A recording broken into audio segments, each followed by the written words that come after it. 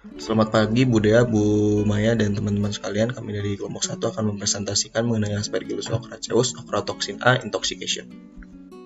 Berikut anggota dari kelompok kami ada Margaret, Cynthia, Atian, dan Sherwalin. Masuk ke karakteristik mikroba.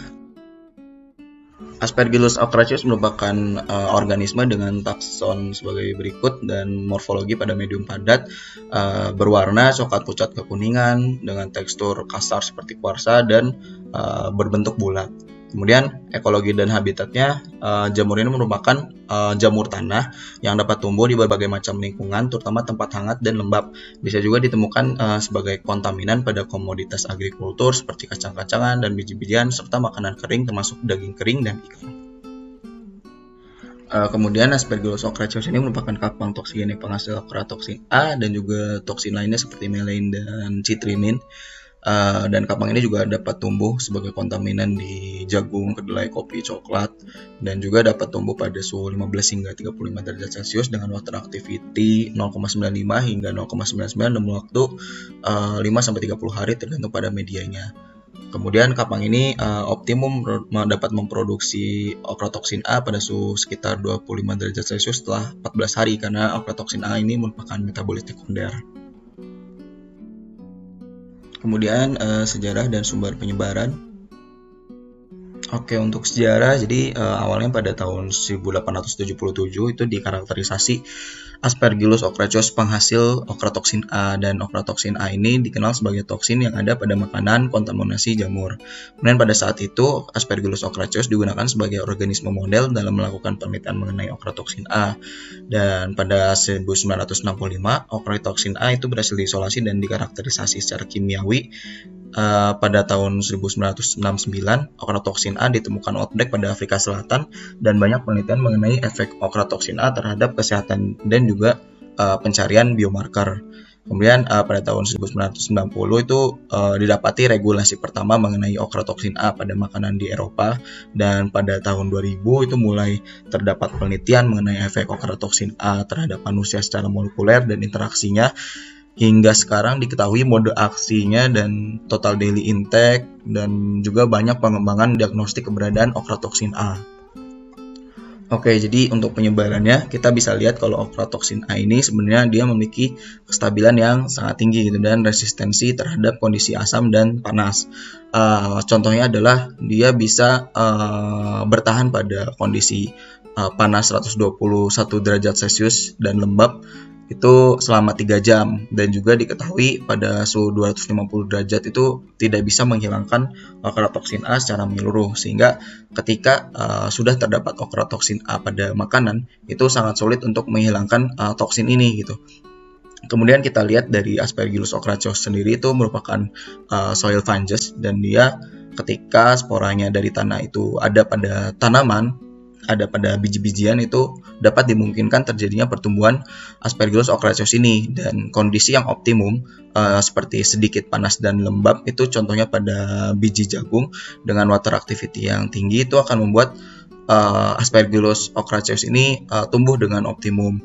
Dan ketika perubahan iklim itu akan terjadi stres bagi Aspergillus ocraceus dan bahkan dapat meningkatkan produksi ochratoxin A, sehingga biasanya untuk outbreak yang terjadi oleh Aspergillus ocraceus ini biasanya terjadi ketika terjadi perubahan iklim. Kemudian penyebaran spora juga bisa melalui tanaman ke tanaman serta melalui air dan udara. Selanjutnya akan dibahas mekanisme termasuk toksikokinetika dan mode of action serta gejala dari intoksikasi ochratoxin A. Toksikokinetika dari ochratoxin A terdiri dari 3 bagian, yaitu absorpsi OTA ke dalam sistem tubuh, distribusi OTA di dalam tubuh, dan ekskresi dari toksin ini. Absorpsi ochratoxin A ditemukan paling tinggi pada manusia dengan bioavailability sekitar 93%. Berdasarkan penelitian, bentuk non-ionik dan monoanionik dari OTA diabsorpsi dari lambung dan jejunum tanpa mekanisme transport spesifik yang diketahui.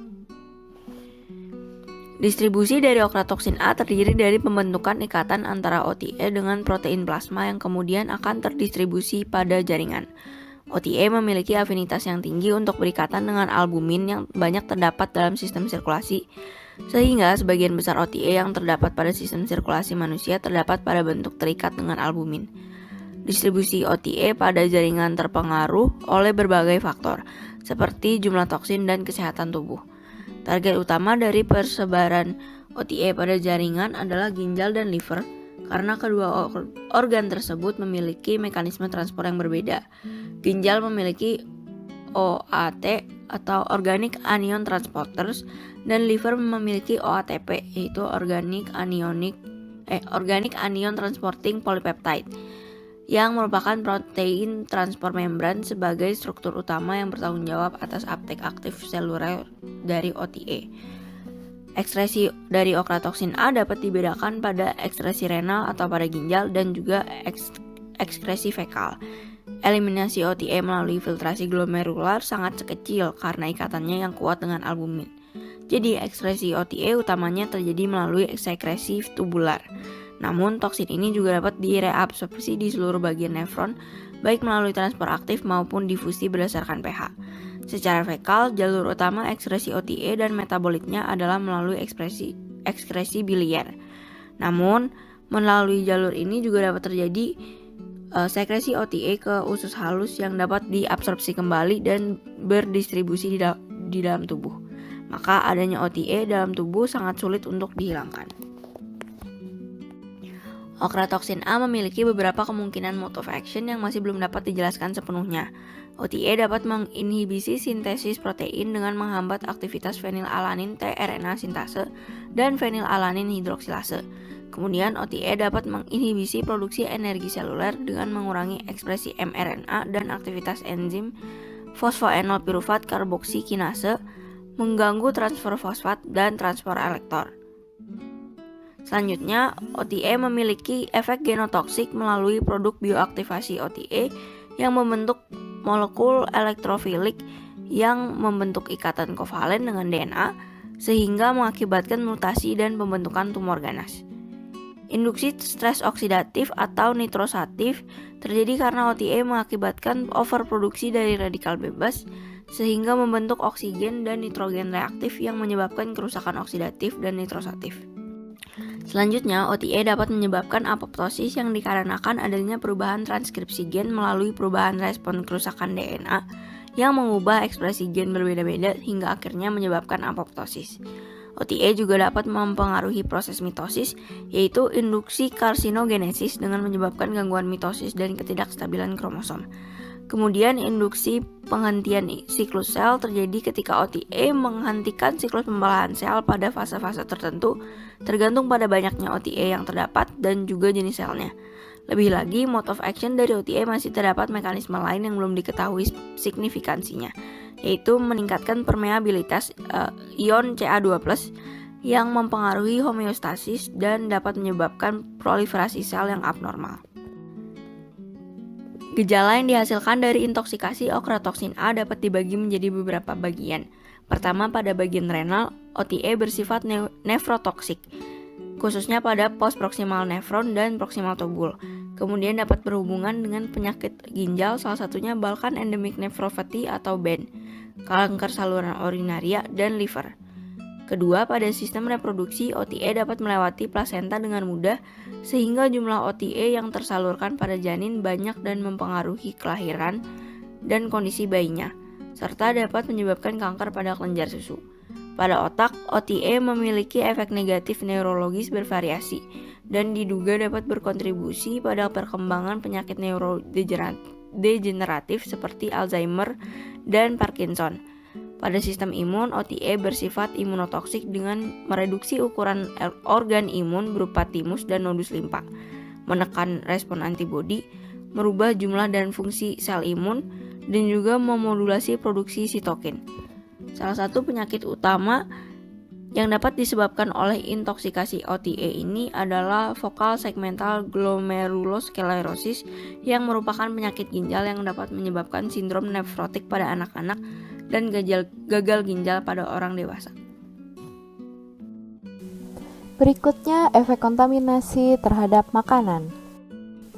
Kontaminasi okratoksin A terhadap makanan dibedakan menjadi dua cara, yaitu kontaminasi secara langsung maupun kontaminasi secara tidak langsung.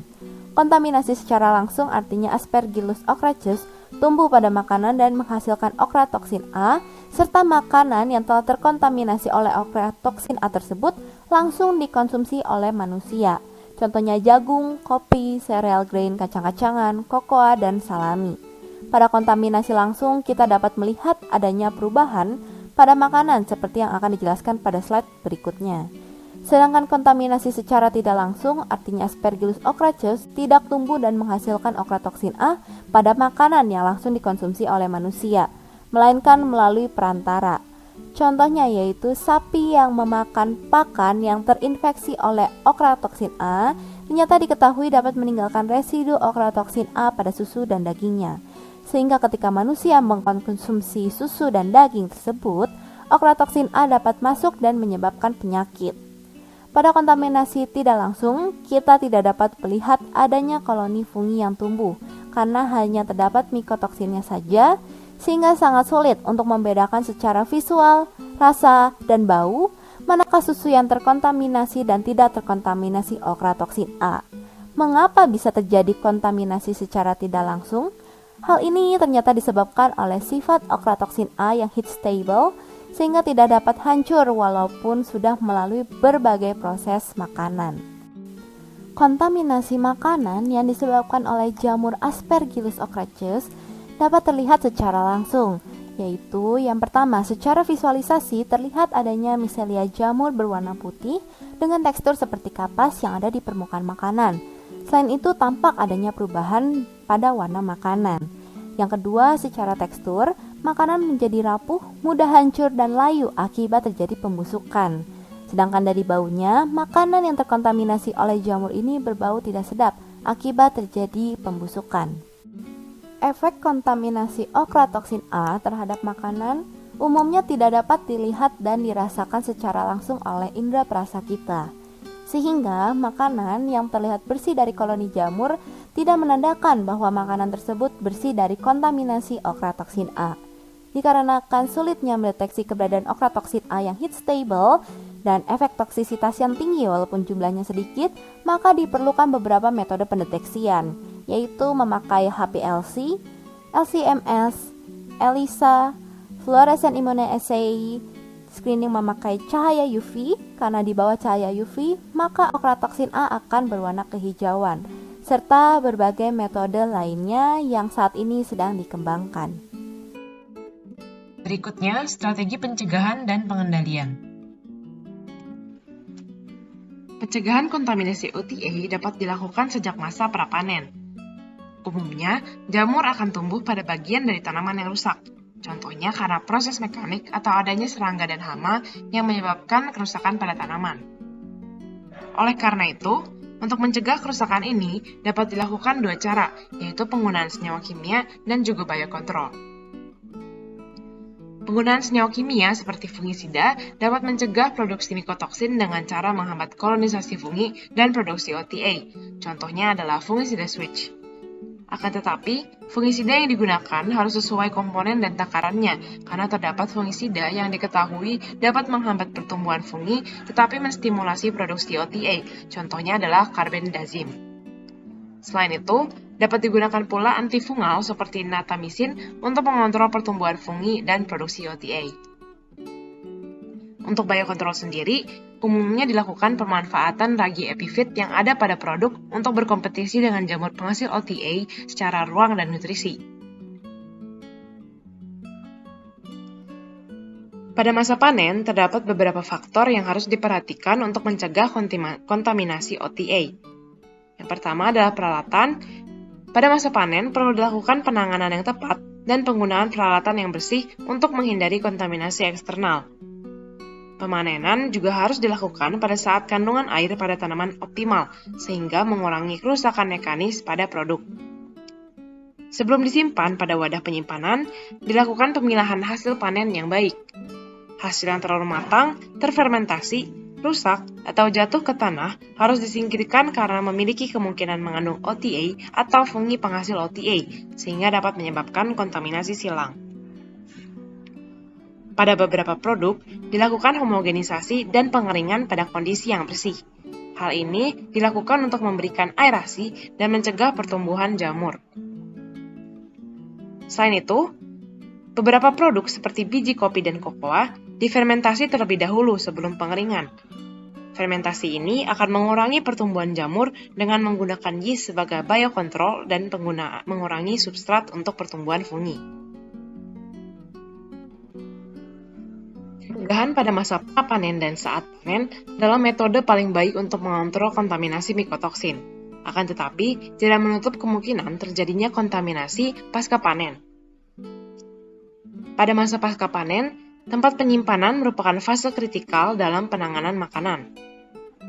Faktor penting dalam penyimpanan adalah kondisi lingkungan penyimpanan yang sesuai.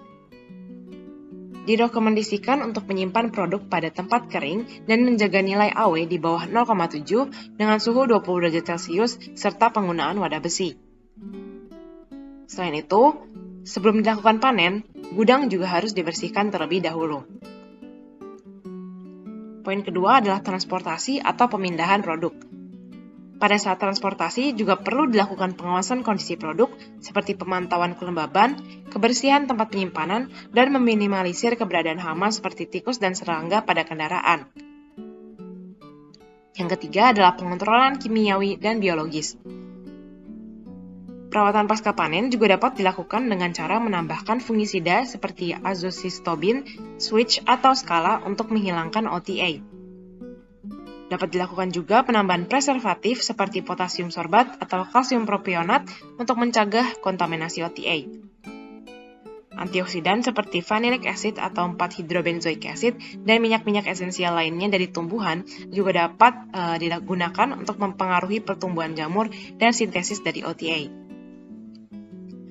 Poin keempat adalah manufaktur. Setelah pemanenan, beberapa produk akan diolah kembali, sehingga memungkinkan kontaminasi mikotoksin.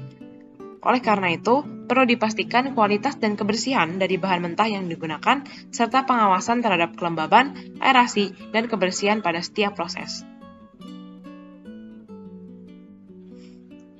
Selain melakukan pencegahan, pada industri juga dapat dilakukan penghilangan toksin atau detoksifikasi.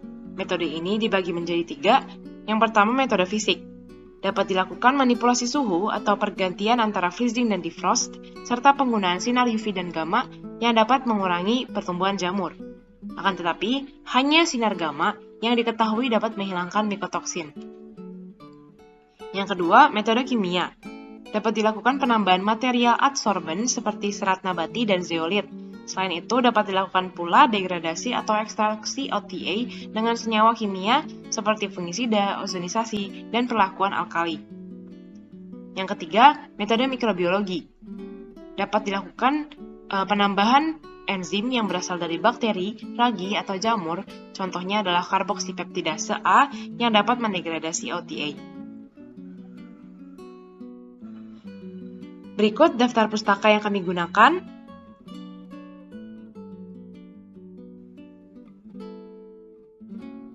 Terima kasih telah menyaksikan presentasi kami. Mohon maaf bila ada kesalahan. Kami sangat terbuka untuk kritik, saran, dan juga pertanyaan. Sampai jumpa di video berikutnya.